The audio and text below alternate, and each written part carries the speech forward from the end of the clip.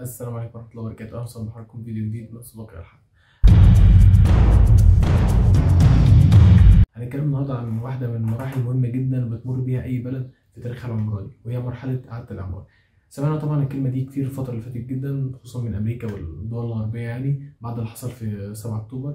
وقال لك يا جماعة يعني إحنا عايزين نحول المدينة دي لمكان أفضل، ونعمل إعادة الإعمار بقى، ونشيل بقى الركام والدنيا اللي موجودة دي، ونحول المكان يعني ايه لمكان افضل باذن الله. طلع ساعتها جاري كوشنر وهو نسيب الراجل ابو حنان ده، وقال لنا يا جماعه ان احنا يعني ايه الموضوع بسيط خالص، احنا ان شاء الله هنحول المدينه دي لمنتجع سياحي كبير جدا، ونطلع الناس دي كلها من المدينه، وان شاء الله بعد كذا سنه لما المنتجع ده يبقى يعني حاجه كده 100 فل و10 هنرجع الناس دي تاني تعيش في المدينه، وهتبقى حاجه جميله جدا وين وين سيتويشن، وهم استفادوا وكل الناس استفادت يعني.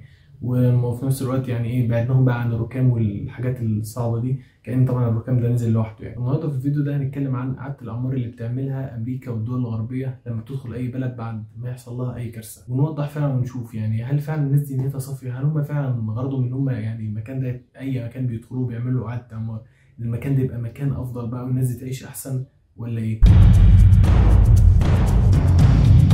هنبعد خالص عن المنطقة بتاعتنا دي ونروح على آسيا، تحديدا سريلانكا اللي في سنة 2004 ضربها كارثة طبيعية يعني أخذت الأخضر واليابس معاها، وهي كارثة تسونامي. سنة 2005 كانت مرات روجر، هو واحد من الصيادين اللي موجودين في سريلانكا، كانت ماسكة مبخرة كده إيه بتلف حوالين المركب والبيت بتاعها اللي يكاد يكونوا اتدمروا بعد الكارثة الطبيعية اللي حصلت هناك.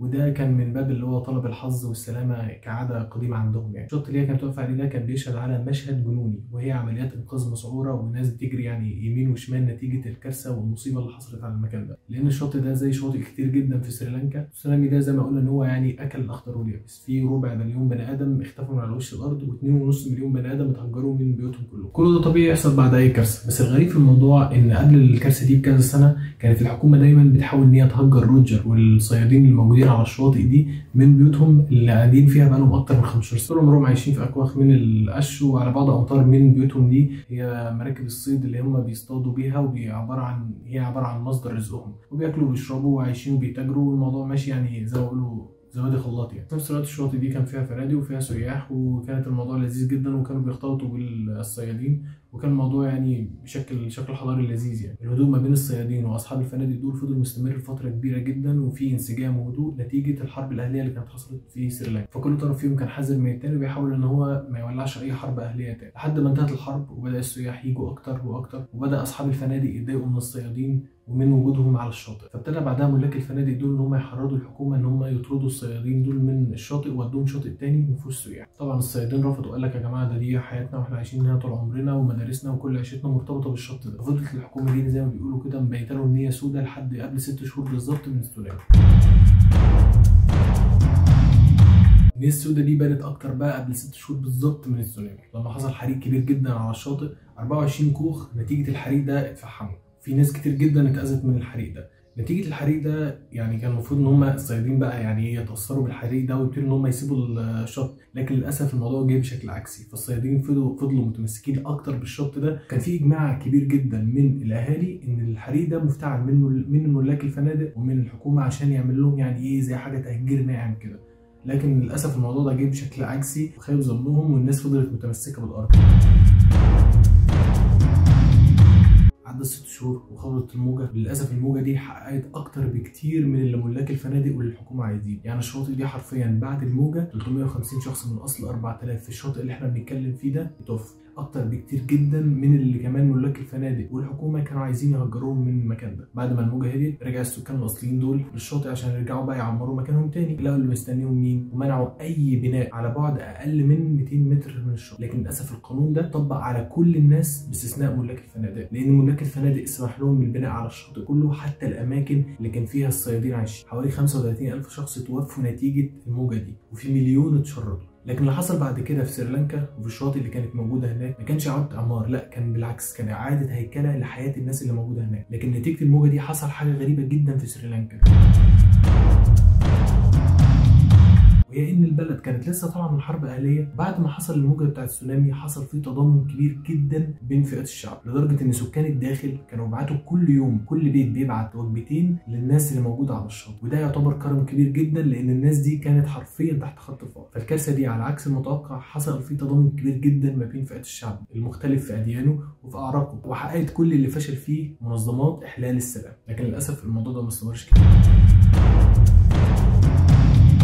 لان بعد الكارثه دي على طول انهال كميه مساعدات غير طبيعيه للبلد وصلت ل 13 مليار دولار. بس المنظمات الدوليه طبعا ما ادتش المساعدات دي للناس، يعني كان عندها رؤيه ثانيه للموضوع. رؤيتها للموضوع ده ان استثمار ال 13 مليار دولار دول مش في الناس، لا في المنتجعات السياحيه، وهي ان هي تحول شواطئ سريلانكا لحلم استثماري كبير جدا، عباره عن يعني منتجع كبير تستفيد منه وتعمل نشاط استثماري. امريكا والدول الاوروبيه طبعا كانوا متحمسين جدا للمشروع ده، ونتيجه المشروع ده طلع طبقه كده من المستثمرين الاغنياء سميتهم وول ستريت جورنال بالمستثمرين القادرين على دعم القطاع السياحي. حصل فعلا يعني بعد المشروع ده حصل فعلا طفره في السياحه اللي موجوده في سريلانكا، ومع الطفره السياحيه دي بقت الحكومه مطالبه اكتر ان هي تعمل طفره اكبر في القطاع السياحي. البحر يحب الزياده، بس الحكومه قالت لهم انا هجيب لكم فلوس منين؟ البلد اصلا غرقانه في ديون من ايام الحرب الاهليه لان هي اشترت كميات سلاح غير طبيعيه. لكن طبعا المؤسسات الدوليه كانت جاهزه بالسيناريو بالحل السهل البسيط، والحل هو بمنتهى البساطه قروض من البنك الدولي ومن صندوق القرار الدولي.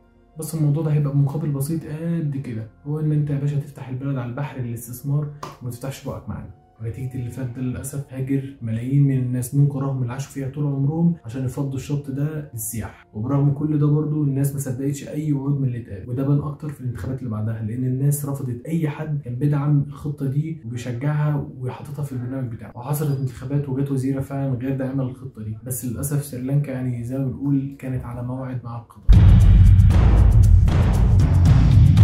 بعد 8 شهور من الانتخابات ضرب البلد موجه تاني من التسونامي، والمره دي للاسف الموجه ما رجعتش فاضيه، رجعت اخذت معاها كل حاجه. رئيس الوزراء اللي كانت رافضه لخطه المؤسسات الدوليه طلعت وسط الركام وقالت ان التسونامي التاني ده كان عباره عن رساله روحانيه ليها لان هي تتبع الخطه بتاع المؤسسات الدوليه، وان دي كانت رساله روحانيه من الطبيعه. يعني من الاخر ان احنا خلاص هننفذ خطه المؤسسات الدوليه ده شئتم ام ابيتم. وللاسف الناس المره دي ما كانش فيه اي مقاومه، لان التسونامي التاني ده يعتبر قضى على كل حاجه، والمشروع للاسف نفذ بالكامل. مش بس على فكره سريلانكا اللي اتطبق فيها ده، لا بعد الموجه الثانيه طبقت الخطه بالظبط تايلاند والمالديف واندونيسيا، نفس الكارثه نفس السيناريو نفس النتيجه بالظبط. دي كانت هي سريلانكا وإعادة الأعمار اللي المؤسسات الدوليه وامريكا واوروبا يحبوا يطبقوها في اي دوله بتحصل فيها كارثه. لو حابين ان احنا نتكلم عن إعادة الأعمار في اماكن ثانيه زي ما حصل في المانيا وفي اليابان وفي اماكن ثانيه بعد الحرب العالميه او بعد الكوارث، ممكن تقول لنا في الكومنت. بس الغرض الاساسي من الفيديو ان احنا نفهم الناس ان هو إعادة الأعمار دي يا جماعه والخطه بتاع المؤسسات الدوليه دي مش حاجه جديده، ولا ده هم بالعكس عندهم سوابق في الموضوع ده. ربنا يفرج عن اخواتنا ويرفع عنهم البلاء ده ويرجعهم ارضهم سالمين غانمين.